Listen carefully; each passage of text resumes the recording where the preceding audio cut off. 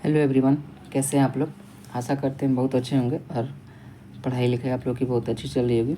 तो इस वीडियो में हम लोग हड़प्पा सभ्यता से लगभग 75 प्लस क्वेश्चन को देखेंगे और इसका आंसर भी देखेंगे। और ये हर एक एग्ज़ाम के लिए बीपीएससी, बीएसएससी, बीपीएसएससी और एसएससी, सीजीएल, सीएचएल, मतलब हर एक कॉम्पिटिटिव एग्ज़ाम के लिए बहुत ही महत्वपूर्ण होगा। तो चलिए वीडियो स्टार्ट करते हैं। और आप लोगों से एक नाम निवेदन है कि अगर आप लोग ये वीडियो आप लोगों को अगर अच्छा लगे तो प्लीज़ लाइक, कमेंट, शेयर और चैनल को सब्सक्राइब जरूर कर लीजिएगा, क्योंकि हम ऐसे ही पूरा लुसेंट ख़त्म करने वाले हैं इसको। तो चलिए वीडियो स्टार्ट करते हैं। सबसे पहला क्वेश्चन है हड़प्पा सभ्यता का सर्वाधिक मान्यता प्राप्त काल है। तो हड़प्पा सभ्यता का सर्वाधिक मान्यता प्राप्त काल कौन सा है? 2500 से 1750। कहीं मतलब 2400 से 1750 भी दिया है। तो अगर ये दिया रहेगा तो ये 2500 से 1750 नहीं दिया रहेगा, और 2500 से 1750 नहीं दिया रहेगा, या 2400 दिया रहेगा, मतलब दोनों में से कोई एक रहेगा। तो आप लोग इसको लगा लीजिएगा अच्छे से। अगला क्वेश्चन देखते हैं, सिंधु घाटी की सभ्यता निम्नलिखित में से किस सभ्यता के समकालीन नहीं थी? तो किस सभ्यता के समकालीन नहीं थी? ग्रीक की सभ्यता। तो सिंधु घाटी सभ्यता किसकी सभ्यता के समकालीन नहीं थी? ग्रीक की सभ्यता के समकालीन नहीं थी। बाकी ये मिस्र की सभ्यता, चीन की सभ्यता और मेसोपोटामिया की सभ्यता तीनों के समकालीन थी। अगला क्वेश्चन 3 नंबर देखते हैं, सिंधु घाटी सभ्यता कहाँ तक विस्तृत थी? तो सिंधु घाटी सभ्यता कहाँ तक विस्तृत थी? तो इसका आंसर हो जाएगा 3 का डी। 3 का डी हो जाएगा इसका आंसर।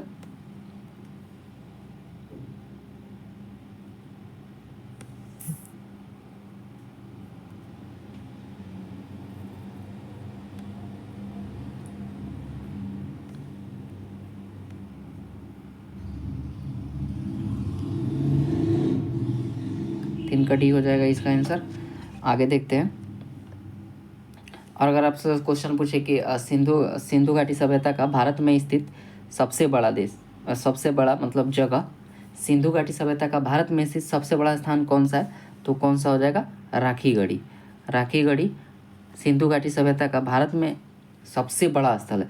जबकि ऐसे बस क्वेश्चन पूछे कि सिंधु घाटी सभ्यता का सबसे बड़ा स्थल कौन है, तो कौन हो जाएगा? मोहनजोदाड़ो। कौन हो जाएगा? मोहनजोदाड़ो। अगर भारत में पूछे तो राखीगढ़ी, नहीं तो ओवरऑल पूछे जिसमें भारत अगर मेंशन नहीं दिया रहा तो उसमें हो जाएगा मोहनजोदाड़ो। अगला क्वेश्चन 4 नंबर है, सिंधु घाटी सभ्यता के घोड़े के अवशेष कहाँ मिले? सिंधु घाटी सभ्यता में घोड़े के अवशेष कहाँ मिले? सुरकुटदा में। बहुत इंपॉर्टेंट क्वेश्चन है। सिंधु घाटी सभ्यता के घोड़े के अवशेष कहाँ मिले? सुरकुटदा में। माफ करिएगा। अगला क्वेश्चन देते हैं, कालीबंगा। कालीबंगा कहाँ स्थित है? 5 नंबर क्वेश्चन है, सिंधु घाटी स्थल कालीबंगा कहाँ है? तो कालीबंगा कहाँ है? राजस्थान। और इसका खोज किसने किया था? तो इसका खोज किया था बीबी लाल। बीबी लाल या पाल भी दिया रहता है, तो बीबी लाल ने कालीबंगा की खोज की थी। और यहाँ से क्या मिला? तो जूते हुए खेत, कालीबंगा से जूते हुए खेत प्राप्त हुए। कहाँ से? कालीबंगा से। चलिए अब हम आगे बढ़ते हैं। अगला क्वेश्चन है 5 नंबर क्वेश्चन, 6 नंबर क्वेश्चन, निम्नलिखित में से किस पदार्थ का प्रयोग हड़प्पा की मुहरों के निर्माण में किया जाता था? तो इसका आंसर हो जाएगा सेल खड़ी। सेल खड़ी का प्रयोग सिंधु घाटी सभ्यता में जितने भी मोहरें थी उन्हें बढ़ाने में, मतलब जो भी मोहरें बनती थी उसमें किसका प्रयोग होता था? बहुत इंपॉर्टेंट क्वेश्चन है सेल खड़ी। सेल खड़ी को एस्टेटाइट भी कहते हैं, तो आप लोग इसको याद रख लीजिएगा। अगला क्वेश्चन है 7 नंबर, हड़प्पा सभ्यता किस युग की थी? तो हड़प्पा सभ्यता कौन सी युग की थी? सबको पता है, कांस्य युग। हड़प्पा सभ्यता किस युग की थी? कांस्य युगीन सभ्यता थी। आगे देखते हैं। अगला क्वेश्चन है 8 नंबर, सिंधु घाटी सभ्यता के लोगों का मुख्य व्यवसाय क्या था? तो मुख्य व्यवसाय क्या था? सिंधु घाटी सभ्यता के लोगों का मुख्य व्यवसाय क्या था? व्यापार। सिंधु घाटी सभ्यता के लोगों का मुख्य व्यापार क्या था? मुख्य व्यवसाय क्या था? व्यापार। 9 नंबर क्वेश्चन देखें, हड़प्पा सभ्यता के निवासी क्या थे? तो अभी मतलब इसको अगर हम लोग कॉमन सेंस लगाए जाएंगे तो सबसे पहले ये सोचेंगे कि हड़प्पा सभ्यता के लोग मतलब बहुत अभी से मतलब कितना साल पहले की बात हो रही है, लगभग 4000 साल, 4000 5000 के बीच में।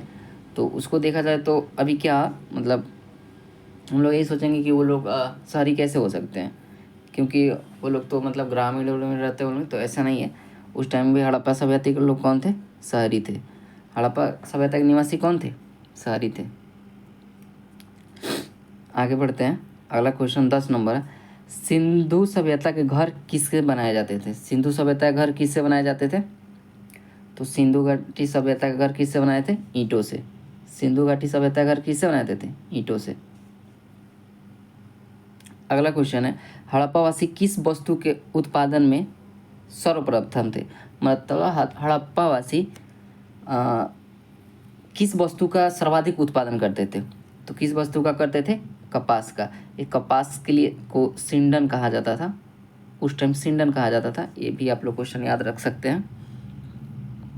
अगला क्वेश्चन देखते हैं, अगला 12 नंबर क्वेश्चन है, हड़प्पा सभ्यता के खोजकर्ता कौन थे। तो हड़प्पा सभ्यता के खोजकर्ता कौन थे, दयाराम साहनी।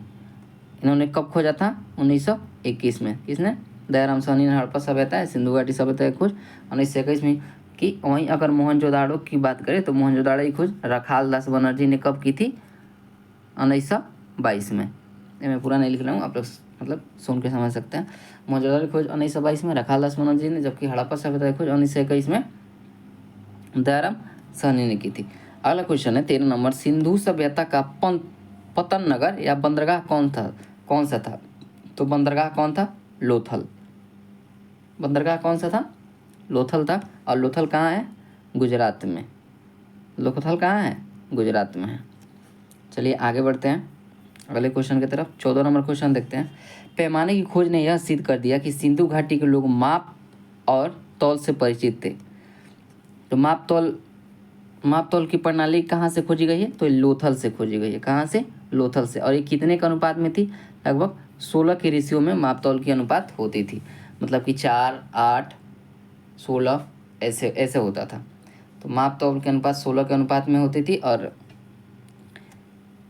इसकी खोज कहाँ से हुई है, तो इसकी खोज हुई है लोथल से।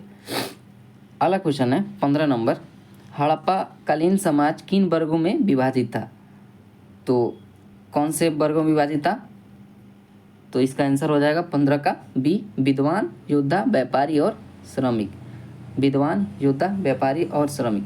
मतलब वो 4 समाजों में विभक्त था, उसमें विद्वान भी थे, योद्धा, मतलब उसको बांटा गया था विद्वान, योद्धा, व्यापारी और श्रमिक के आधार पर। सिंधु सभ्यता का सर्वाधिक उपयुक्त नाम क्या है। देखिए ये बहुत मतलब फंसाने वाला क्वेश्चन है। सिंधु सभ्यता का सर्वाधिक उपयुक्त नाम क्या है, तो हड़प्पा सभ्यता। क्या नाम है इसका, हड़प्पा सभ्यता। सिंधु घाटी सभ्यता नहीं, सिंधु सभ्यता का सर्वाधिक उपयुक्त नाम क्या है, हड़प्पा सभ्यता। ये आप लोग याद रखिएगा। अगले क्वेश्चन की तरफ बढ़ते हैं। 17वां क्वेश्चन देखते हैं। 17वां क्वेश्चन है, निम्नलिखित में से कौन से लक्षण सिंधु घाटी सभ्यता के लोगों का सही चित्रण करता है या करते हैं। तो पहला है कि उनके विशाल महल और मंदिर होते थे। तो सिंधु घाटी सभ्यता में मंदिर के तौर से मिले ही नहीं है, तो पहला ऐसे ही गलत हो गया। वे देवी और देवता दोनों की पूजा करते थे, बिल्कुल सही है, दोनों की पूजा करते थे। वे युद्ध में घोड़ों द्वारा खींचे जाने वाले, नहीं बिल्कुल नहीं, ये घोड़ों द्वारा खींचे जाने वाले रथों से नहीं, भैंसा के द्वारा। जो भैंसा के द्वारा 2 पहिया या 4 पहिया, जो भैंसा 2 पहिया या 4 पहिया वाहन खींचते थे, उन्हीं का प्रयोग होता था। तो ना तो 1 सही है ना ही 3 सही है, तो सही कौन सा है, केवल 2। तो इसमें से कौन सा सही है, केवल 2। हड़प्पा सभ्यता की खोज कब हुई थी, अभी ऊपर मैंने बताया कब हुई थी, 1921 में। हड़प्पा सभ्यता की खोज कब हुई थी, 1921 में। चलिए अब हम लोग आगे बढ़ते हैं, अगले क्वेश्चन की तरफ देखते हैं। हड़प्पा सभ्यता के बारे में कौन सी उक्ति सही है। तो हड़प्पा सभ्यता के बारे में कौन सी युक्ति सही है, पहला देखते हैं। उन्होंने अश्वमेध यज्ञ की जानकारी थी, उनकी संस्कृति समानता स्थिति, उन्होंने पशुपति का सम्मान करना आरंभ किया। तो कौन सा इसमें सही है, बिल्कुल सही है। कौन सा, उन्होंने पशुपति का सम्मान करना आरंभ कर दिया। कौन सा सही है, ऑप्शन सी, क्योंकि पशुपति ही सिंधु घाटी सभ्यता के सबसे मतलब प्रसिद्ध देवता थे। और पशुपति को अभी मतलब भगवान शिव से उनकी तुलना की जाती है। माना जाता है कि उस टाइम जो पशुपति थे वो कौन थे, भगवान शिव ही थे। अगला क्वेश्चन है, हड़प्पा हड़प्पा के लोगों की सामाजिक पद्धति क्या थी? तो हड़प्पा लोगों की सामाजिक पद्धति क्या थी? उचित समतावादी। तो ये लोग कौन से लोग थे, किस विचारधारा को मानते थे? समतावादी धारा को मानते थे। ये भी अच्छा क्वेश्चन है, आप लोग याद रखिएगा। अगला क्वेश्चन है 21 नंबर, सिंध का नकलिस्तान या बाग हड़प्पा सभ्यता किस पुरा स्थल को कहा जाता है? तो किसे कहा जाता है? मोहनजोदाड़ो को। किसे कहा जाता है? मोहनजोदाड़ो को सिंध का नकलिस्तान या बाग कहा जाता है। अगला क्वेश्चन है, हड़प्पा सभ्यता के संपूर्ण क्षेत्र का आकार किस प्रकार का था? तो ये किस प्रकार का था? त्रिभुजाकार। किस प्रकार का था? त्रिभुजाकार। चलिए आगे 23 नंबर क्वेश्चन देखते हैं। 23 नंबर क्वेश्चन है, ये मिलान करना है। तो हड़प्पा रावी नदी के किनारे है, मोहनजोदाड़ो सिंधु नदी किनारे, लोथल भोगवा और कालीबंगा घग्गर। ये चारों के चारों ही सही हैं। तो 1 2 3 4 ऑप्शन किस में? 1 नंबर। हड़प्पा रावी नदी किनारे, मोहनजोदाड़ो सिंधु नदी किनारे, लोथल भोगवा और कालीबंगा घग्गर नदी के किनारे है। अगला क्वेश्चन है 24 नंबर, हड़प्पा सभ्यता के अंतर्गत हल से जोते गए खेत का साक्ष्य कहाँ से मिला है? तो कहाँ से मिला है? कालीबंगा से। जोते हुए खेत का अलंकार कहाँ से मिले हैं? कालीबंगा से। अभी मैंने ऊपर बताया भी था। कालीबंगा कहाँ है? राजस्थान में। ये भी हम लोग देखते चलेंगे। अगला क्वेश्चन है, सिंधु सभ्यता की ईंटों का अलंकरण कहाँ से प्राप्त हुआ है? तो ईंटों का अलंकरण कहाँ से प्राप्त हुआ है? कालीबंगा से। तो कालीबंगा से जूते हुए खेत और ईंटों का अलंकरण प्राप्त हुआ है। ये आप लोग क्वेश्चन मतलब VVI है। वैसे सब तो क्वेश्चन VVI हैं, लेकिन ये भी क्वेश्चन को आप लोग एकदम ध्यान में रखते चलना है।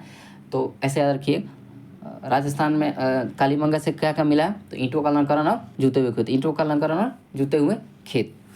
अगला क्वेश्चन, मोहनजोदाड़ो कहाँ स्थित है? तो मोहनजोदाड़ो सिंध प्रांत में स्थित है। मोहनजोदाड़ो कहाँ है? सिंध प्रांत में। सिंध मतलब अभी का पाकिस्तान। अगला क्वेश्चन है, सिंधु सभ्यता में बृहद स्नानागार कहाँ पाया गया? सिंधु सभ्यता में बृहद स्नानागार कहाँ पाया गया? तो मोहनजोदाड़ो में। और यही माना जाता है कि सिंधु सभ्यता की सबसे बड़ा कोई वस्तु थी या कोई निर्मित भवन था, उसमें सबसे कोई विशाल कौन सा था? स्नानागार ही था। सिंधु सभ्यता की मुद्रा में 28 नंबर क्वेश्चन देखते हैं। सिंधु सभ्यता की मुद्रा में किस देवता का चित्रांकन मिलता है? तो किसका मिलता है? आदि शिव का। मतलब शिव की आधी छवि, आधी प्रतिबिंब का मुहर पे अंकन मिलता है।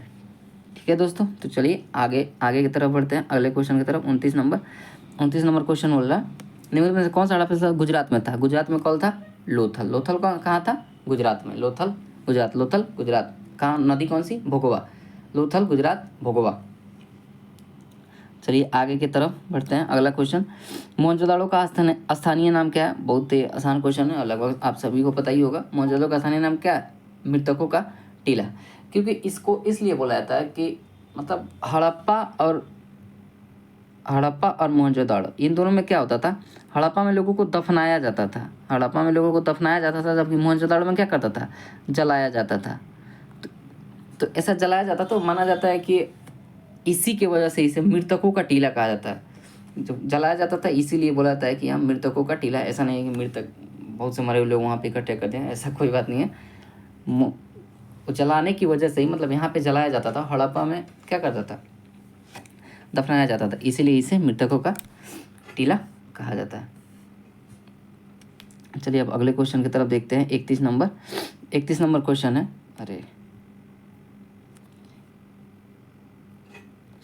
31 नंबर पर हड़प्पा सभ्यता का प्रचलित नाम क्या है? तो आप सभी को आगे अब ऊपर में भी आप लोगों ने क्वेश्चन क्या देखा है? सिंधु घाटी सभ्यता। हड़प्पा सभ्यता का प्रचलित नाम क्या है? सिंधु घाटी सभ्यता, सी ऑप्शन। चलिए आगे अगले क्वेश्चन की तरफ बढ़ते हैं। अगला क्वेश्चन है, सिंधु स्थल के उत्खनन से प्राप्त मोहरों में निम्नलिखित में से किस पशु का सर्वाधिक उत्कीर्णन हुआ है? मतलब कि जो भी मोहरें पाई गई है वहाँ पे सबसे ज़्यादा किसका मतलब अंकन हुआ है? तो मोहरों पर सबसे ज़्यादा कोई अंकन होने वाला जानवर है तो कौन सा है? बैल। इसको सांड भी बोल सकते हैं। और ऐसा आप लोग याद रखिएगा कि सबसे अगर प्रिय कोई पशु था वो सांड ही था। ठीक है दोस्तों, चलिए सिंधु घाटी सभ्यता किसके लिए जानी जाती है? तो किसके लिए जानी जाती है? अपने नगर नियोजन के लिए, अपने नगर नियोजन के। इसमें होता था कि इसमें जो सड़कें होती थी नगर नियोजन के लिए, मतलब ऐसा नगर बसाया गया था कि मतलब सारी सुविधाओं से वो लैस था। एक उन्नत किस्म के जल प्रणाली भी थी। लोथल के दरवाजे बस एक आगे की तरफ, मतलब लोथल ही एक ऐसा स्थल था जिसके दरवाजे आगे की तरफ खुलते थे, मतलब नहीं तो जितने भी हड़प्पाई स्थल हैं उनके सारे दरवाजे पीछे की तरफ खुलते थे। लोथल को छोड़ के सभी के दरवाजे पीछे की तरफ खुलते थे। और रास्ते क्या करते थे, एक दो को समकोण पे काटते थे, जैसा कि अभी भी हम लोग चौराहा जिसको बोलते हैं, वो उस सिंधु घाटी सभ्यता की देन है। ऐसे ऐसे इधर सड़क आता था, इधर से काटता था। तो ये लोग आप लोग याद रख सकते हैं। अगला क्वेश्चन है, सिंधु घाटी सभ्यता का कौन सा स्थान भारत में है? तो हड़प्पा, रावी नदी किनारे पाकिस्तान में, मोहनजोदाड़ो सिंध प्रांत में, लोथल कहाँ है? गुजरात में। तो ये आंसर हो जाएगा। अगला क्वेश्चन है 35 नंबर क्वेश्चन है, भारत में खोजा गया सबसे पुराना शहर कौन था? तो सबसे पुराना शहर कौन था? मोहनजोदाड़ो। भारत में खोजा गया सबसे पुराना शहर, एक मिनट, भारत में खोजा गया सबसे पुराना शहर कौन सा था? तो भारत में खोजा गया सबसे पुराना शहर, यहाँ पे आप लोग सही कर लीजिएगा, हड़प्पा हो जाएगा इसका आंसर। मोहनजोदाड़ो इसका आंसर नहीं होगा, इसका आंसर हड़प्पा होगा। तो भारत में खोजा गया सबसे पुराना शहर कौन सा था? हड़प्पा। कभी कभी मतलब आदमी भूल जाता है, हम लोग भी तो आदमी है, कंप्यूटर तो है नहीं, तो इसके लिए माफ़ करिएगा। चलिए अगले क्वेश्चन की तरफ बढ़ते हैं। अगला क्वेश्चन है, भारत में चांदी की उपलब्धता के प्राचीन साक्ष्य कहाँ से मिलते हैं? तो कहाँ से मिलते हैं? इसका आंसर हो जाएगा हड़प्पा संस्कृति में। भारत में चांदी उपलब्धता का प्राचीनतम साक्ष्य कहाँ से मिलता है? हड़प्पा संस्कृति में। अगला क्वेश्चन है, सिंधु घाटी के बारे में कौन सा कथन असत्य था? मतलब कौन सा कथन अभी असत्य है? तो इसमें से कौन सा कथन असत्य है? नगरों में नालियों की सदी, अभी मैंने बताया कि उन्नत किस्म की जल प्रणाली, मतलब नगर नालियों की, नगरों में नाली गोली रहता था, सही है। व्यापार बिल्कुल था, व्यापारी ये लोग करते ही थे। मातृदेव की उपासना की जाती थी, बिल्कुल। लेकिन ये लोग लोहे से परिचित नहीं थे, बिल्कुल भी लोहे से परिचित नहीं थे। कौन? सिंधुवासी लोहे से परिचित नहीं थे। अगला 38 नंबर क्वेश्चन देखते हैं, इसमें मिलान करना है। तो सिंधु घाटी से उत्तरी सीमा कौन है? मांडा में स्थित, जम्मू कश्मीर में स्थित मांडा, चिनाब नदी, ऐसे आप लोग लिख सकते हैं, चिनाब नदी, इसका चिनाब नदी। दैमाबाद गोदावरी नदी के तट पे था, ये दक्षिणी सीमा था, सही है बिल्कुल। पूर्वी सीमा का आलमगीरपुर कौन था? हिंडन नदी। चौथा था पश्चिमी सीमा सुतकांकोर, ये दासक नदी के किनारे था, ये दासक नदी के किनारे। तो सेम 1 2 3 4, मतलब ए ऑप्शन इसका बिल्कुल सही है। चलिए अगले क्वेश्चन की तरफ बढ़ते हैं। मांडा देखिए अभी क्वेश्चन आ ही गया। मांडा किस नदी के किनारे था? तो किसके नदी? चिनाब नदी। पंजाब का रोपन किस नदी किनारे? रोपन कहाँ है? पंजाब में। तो पंजाब में कौन सी नदी बहती है? सतलज नदी। ऐसे आप लोग याद रख सकते हैं। अगला क्वेश्चन है, हड़प्पा में एक उन्नत जल प्रणाली, ये बहुत इंपॉर्टेंट क्वेश्चन है। जल प्रणाली कहाँ से? धौलावीरा भी गुजरात में ही पड़ता है। तो उन्नत किस्म की जल प्रणाली कहाँ? धौलावीरा में। उन्नत किस्म की जल प्रणाली धौलावीरा में। अगला क्वेश्चन है, हड़प्पा की मिट्टी के बर्तनों पर सामान्यतः किस रंग का प्रयोग हुआ है? तो किस रंग का प्रयोग हुआ है? लाल रंग का। ये लोग लाल रंग से बने हुए मिट्टी का बर्तन का प्रयोग किया था, जिसे कहा जाता था टेराकोटा कहा जाता था। मतलब जो लाल मिट्टी से बर्तन बनता था उसको क्या बोलते थे? टेराकोटा। सिंधु सभ्यता के लोग टेराकोटा बोलते थे। अगला क्वेश्चन है, सिंधु सभ्यता निम्नलिखित में से किस युग में पड़ता है? तो सिंधु सभ्यता किस युग में पड़ता है? आद ऐतिहासिक काल में। तो कहीं कहीं प्राग ऐतिहासिक भी दिया है, लेकिन हम लोग याद रखेंगे आद ऐतिहासिक। सिंधु घाटी सभ्यता किस युग में पड़ता है? आद ऐतिहासिक युग में। अगला क्वेश्चन है, सिंधु घाटी सभ्यता की विकसित अवस्था निम्नलिखित में किस स्थल से? कुआं कहाँ से मिले हैं? मतलब क्वेश्चन का मतलब है कि सिंधु घाटी सभ्यता को कौन सा स्थल है जहाँ से कुएं प्राप्त हुए हैं? तो कहाँ से? मोहनजोदाड़ो से कुआं मिला है, तो इसको आप लोग याद रख सकते हैं। अगला क्वेश्चन है, सिंधु घाटी सभ्यता की खोज निकालने में जिन 2 भारतीयों का नाम जुड़ा है वे है, तो कौन कौन है? दयाराम साहनी और रखालदास बनर्जी। ये आप लोग याद रख सकते हैं। दयाराम साहनी हड़प्पा की खोज और रखालदास बनर्जी किसी खोज? मोहनजोदाड़ो की खोज। चलिए आगे की तरफ बढ़ते हैं, अगले क्वेश्चन की तरफ। तो ये 46 नंबर क्वेश्चन आ गया, अरे माफ़ कीजिएगा, 46 नंबर क्वेश्चन आ गया। रंगपुर कहाँ स्थित है? रंगपुर जहाँ हड़प्पा की समकालीन सभ्यता थी कहाँ स्थित है? तो रंगपुर कहाँ स्थित है? सौराष्ट्र या मतलब वही जो गुजरात का, ये महाराष्ट्र इसका आंसर नहीं होगा। गुजरात का जो पश्चिमी या पूर्वी हिस्सा बोल सकते हैं उसी को सौराष्ट्र बोला जाता था। तो रंगपुर को भी गुजरात, मतलब अगर ये सौराष्ट्र नहीं होगा तो आप लोग गुजरात इसको टिक कर सकते हैं। ये बिल्कुल सही होगा, कहीं से गलत नहीं होगा। एक मिनट रुक जाइएगा बस थोड़ा सा। हाँ चलिए आगे अब हम लोग अगले क्वेश्चन की तरफ बढ़ते हैं। अगला क्वेश्चन है, हड़प्पा एवं मोहनजोदड़ो की पुरातात्विक खुदाई के प्रभारी कौन थे? तो कौन थे हड़प्पा और खुदाई के मतलब महत्वपूर्ण जो प्रभारी थे वो कौन थे? मतलब जिन्होंने आदेश दिया था खुदाई करने के लिए कौन थे? Sir John Marshall. बहुत ज़्यादा क्वेश्चन पूछता है सर जॉन मार्शल। अगला क्वेश्चन है 48 नंबर क्वेश्चन है, निम्नलिखित में से किस पशु की आकृति मुहर पर मिली है जिसे ज्ञात होता है कि सिंधु घाटी या मेसोपोटामिया सभ्यता में व्यापारिक संबंध थे?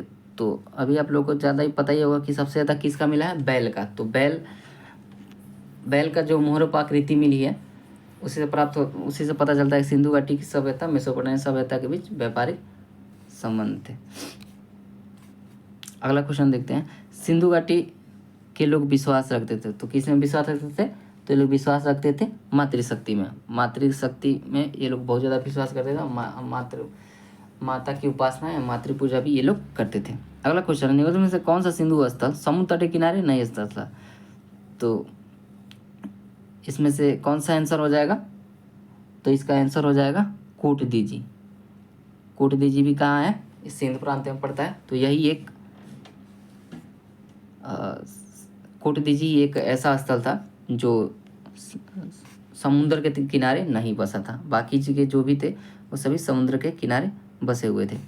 चलिए अगला क्वेश्चन देखते हैं, निम्नलिखित में मोहनजोदड़ो की सबसे बड़ी इमारत कौन सी मानी जाती है? तो कौन सा माना जाता है मोहनजोदड़ो सिंधु घाटी सभ्यता का सबसे बड़ा इमारत कौन सा माना जाता है? अभी मैंने ऊपर बताया था इसको, विशाल स्नानागार। स्नानागार जो है मतलब नहाने वाला जो था वो वही सबसे बड़ा स्थल सिंधु घाटी सभ्यता का माना जाता है। अगला क्वेश्चन देखते हैं, हड़प्पाई लोगों ने नगरों में घरों के विन्यास के लिए कौन सी पद्धति अपनाई थी? तो ग्रिड पद्धति। ग्रिड पद्धति मतलब ऐसा बोला जाता है कि नालियाँ होती है उसको ऊपर से ढक देना, ऐसा ही कुछ करके होता है। वैसे वो पूछने वाला है नहीं, आप लोग याद रखिएगा कि घरों के विन्यास के लिए कौन सी पद्धति अपनाई गई थी? तो ग्रिड पद्धति। अगला क्वेश्चन मिलान करने वाला है। हाँ, तो लोथल से क्या क्या मिला है ये, और मतलब सबका कहाँ से क्या क्या मिला तो उसी को बताना है। तो चलिए इसको देखते हैं, लोथल से क्या मिला है? तो लोथल से गोदीबाड़ा मिला है, कालीबंगा से जूता हुआ खेत, और धौलावीरा से क्या मिला? एक शिलालेख मिला है। अब बनवाली से क्या मिला? हल। तो इसका आंसर हो जाएगा ए का 2, बी का 1, सी का 4 और डी का 3। तो 53 का आंसर क्या हो जाएगा? बी हो जाएगा। तो चलिए अब अगला 54 नंबर क्वेश्चन देखते हैं। 54 नंबर क्वेश्चन है, निम्नलिखित पशुओं में से किस एक हड़प्पा सभ्यता में पाई जाने वाली मोहरों और टेराकोटा कलाकृतियों में निरूपण या अंकन नहीं हुआ है? मतलब किसका अंकन नहीं हुआ है? तो किसका नहीं हुआ है? तो शेर का। अब ऐसे आप लोग याद रख सकते हैं कि शेर एक ऐसा जानवर है जिसका सिंधु घाटी सभ्यता में, देखिए मैं बता रहा हूँ किस जानवर का, एक आप शेर याद रख लीजिए, शेर का कोई अंकन नहीं मिला। सुअर भी आप याद रख सकते हैं, सुअर का भी कोई अंकन नहीं मिला। और एक और लोहा से अपरिचित थे, और एक मंदिर के अवशेष मिले नहीं। इसको आप लोग ऐसे याद रख सकते हैं। हड़प्पावासी किस धातु से परिचित नहीं थे? तो किससे परिचित नहीं थे? लोहा से। किससे परिचित नहीं थे? लोहा से। बाकी में सबसे परिचित थे। अगला क्वेश्चन है, निम्न में से किस में युगल समाधान मिला है? तो युगल समाधान मिला है लोथल से युगल समाधान मिला है। इसको आप लोग याद रख सकते हैं, मतलब कि दो समाधियाँ एक जगह दफनाई गई है। माफ करिएगा। आगे बढ़ते हैं। अगला क्वेश्चन है, कपास को क्या कहा जाता था? आप लोग को मैंने सबसे पहले ऊपर ही बताया था, कपास को यूनान के लोग क्या बोलते थे? सिंडन। तो मतलब सिंधुवासी भी इंडियन बोलते थे, लेकिन उसका पहचान किससे हुआ है? कपास से। चलिए अगला क्वेश्चन देखते हैं। हड़प्पा के काल का तांबे का रथ कहाँ से मिला है? तो दाइमाबाद। तांबे का रथ कहाँ से मिला है? दाइमाबाद। और दाइमाबाद कहाँ है? दाइमाबाद स्थित है महाराष्ट्र में, गोदावरी नदी के तट पर। तो तांबे का रथ कहाँ मिला से? तांबे का रथ मिला है दाइमाबाद से। तांबे का रथ मिला है दाइमाबाद से। दाइमाबाद कहाँ है? गोदावरी नदी तट, महाराष्ट्र। गोदावरी नदी, महाराष्ट्र। चलिए अब अगले क्वेश्चन की तरफ बढ़ते हैं। ये तो यहाँ हो गया।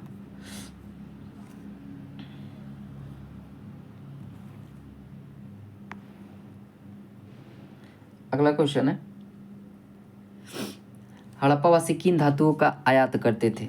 मतलब कौन कौन से धातु हड़प्पावासी मंगाते थे? तो कौन कौन से मंगाते थे? टीन भी मंगाए थे, चांदी भी मंगाते थे और सोना भी मंगाते थे। तो सोना तो ये कर्नाटक से आता था, वही जो अपना KGF है कर्नाटक से। और चांदी और टीन ये ईरान से आता था, ईरान से आता था। ऐसे आप लोग याद कर सकते हैं। लार्जवर्थ हड़प्पावासी, 60 नंबर क्वेश्चन।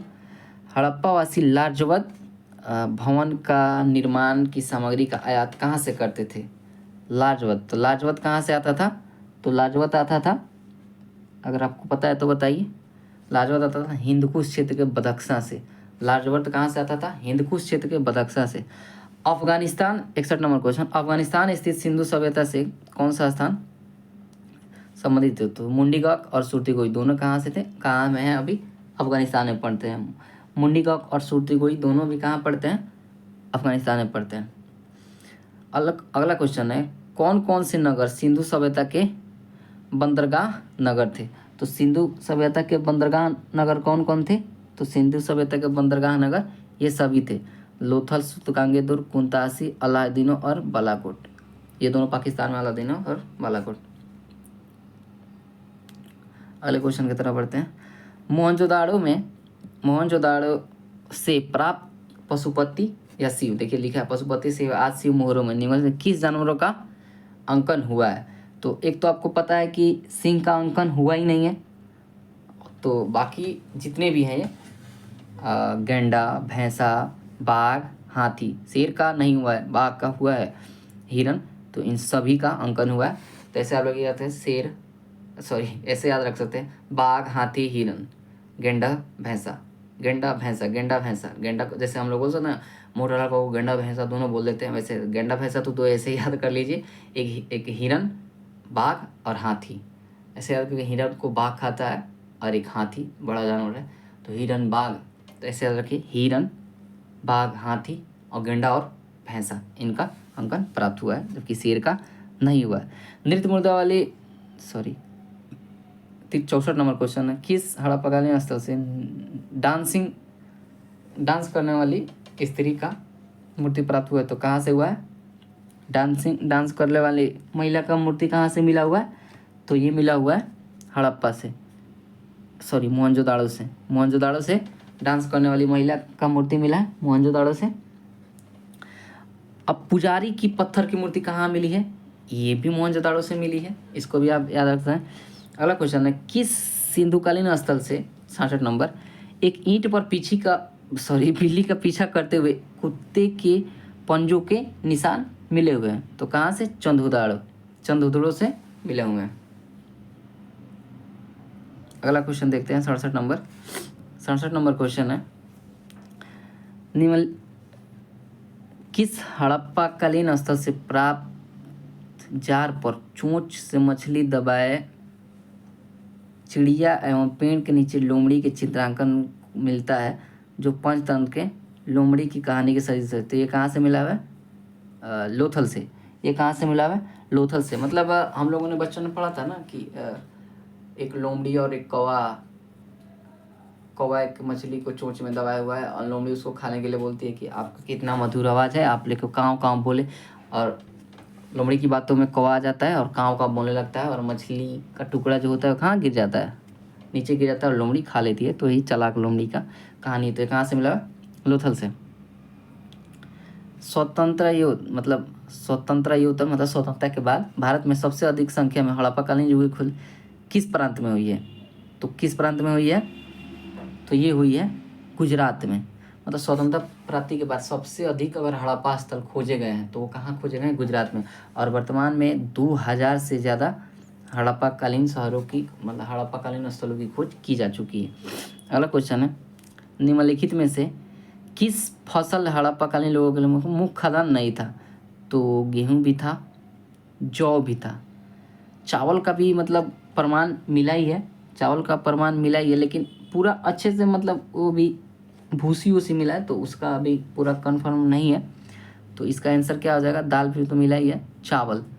तो खदान मुख्य कौन सा नहीं था? चावल नहीं था।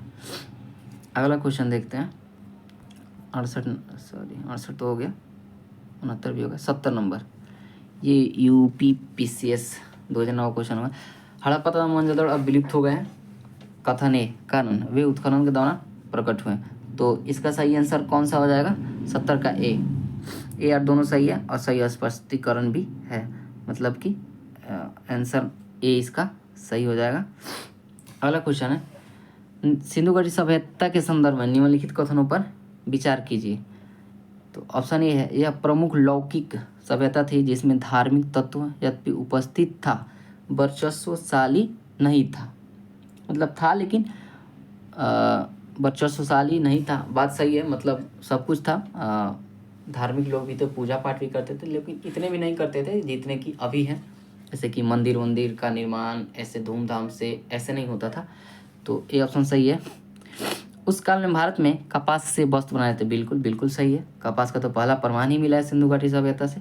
तो इसका सही आंसर क्या हो जाएगा? इसमें से कौन सही है? 1 और 2 दोनों सही है। अगले क्वेश्चन की तरफ बढ़ते हैं। ये फिर वही आ गया मिलान करने वाला। मांदा कहाँ है? जम्मू कश्मीर में। चेनाब नदी, अरे यार इधर आओ, ये दाइमाबाद महाराष्ट्र में है। कालीबंगा राजस्थान में और राखीगढ़ी हरियाणा में। तो ए का होगा सी, ए का सी ये रहा सी ऑप्शन। तो इसका बिल्कुल सही है। अगले क्वेश्चन की तरफ बढ़ते हैं। हड़प्पाकालीन स्थलों में अभी तक किस धातु की प्राप्ति नहीं हुई है? तो किसकी नहीं हुई? लोहा की, क्योंकि आपको पता ही है लोहा से क्या थे वो अपरिचित थे। कौन? हड़प्पाकालीन के लोग। तो जाहिर सी बात है जब अपरिचित है तो मिलेगा कहाँ से? एक। अगला क्वेश्चन, किस पशु के अवशेष सिंधु घाटी से पर्याप्त नहीं हुए? तो किसके नहीं हुए? अभी ऊपर बात हुई है शेर की। चंदहुदड़ो के उत्खननकर्ता कौन थे? चंदहुदड़ो के उत्खननकर्ता कौन थे? तो ये थे JH मैके, ऐसे आप लोग याद रख सकते हैं। अगला क्वेश्चन है, निम्नलिखित हड़प्पाई स्थलों में निम्न से मनका निर्माण का मतलब मनका कहाँ बनता था? मनके का निर्माण का एक प्रमुख स्थल कौन सा था? तो कौन सा था? लोथल से मनके। और अगला लास्ट क्वेश्चन है, निम्नलिखित में से कौन हड़प्पा संस्कृति के पूर्वी सीमांत का निर्धारण करता है? मतलब कि पूर्व में कौन था? तो आप सभी को पता है कि पूर्व में हिंड नदी किनारे कौन था? आलमगीरपुर। तो इसका आंसर क्या हो जाएगा? देखिए मतलब कितना घुमाया है। तो कौन सा हड़प्पा संस्कृति के पूर्वी सीमांत का निर्धारण करता है? तो इसीलिए जब आपका कॉन्सेप्ट क्लियर रहेगा तो आपको कितना भी घुमा दे क्वेश्चन मतलब फंसने वाला नहीं है। तो आलमगीरपुर, हिंडन नदी। और ये कुल 77 क्वेश्चन थे। फिर भी मैं